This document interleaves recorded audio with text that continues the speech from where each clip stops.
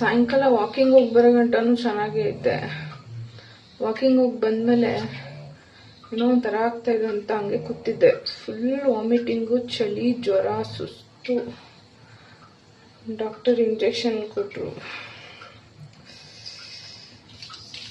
ಏನೋ food poisoning ಆಗಿದೆ ಅಂತೆ. ಊಟಕ್ಕೆ ಮುಂಚೆ 2 ಟ್ಯಾಬ್ಲೆಟು, ಮತ್ತು ಊಟ ಆದಮೇಲೆ ಇಷ್ಟು ಟ್ಯಾಬ್ಲೆಟ್ ಕೊಟ್ಟಿದ್ದಾರೆ.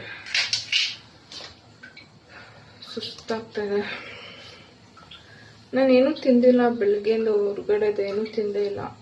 ಆದರೂ ಯಾಕೆ ಹಿಂಗಾಯಿತು ಗೊತ್ತಿಲ್ಲ. ಇವಾಗ ಬರೀ ಇಡ್ಲಿ ತಿನ್ನಕ್ಕೆ ಹೇಳಿದ್ರು. ಇಡ್ಲಿ ತಿಂದ್ಬಿಟ್ಟು ಆಮೇಲೆ ಇಷ್ಟೆಲ್ಲ ಟ್ಯಾಬ್ಲೆಟ್ ತೊಗೋಬೇಕು ಅಂತೆ.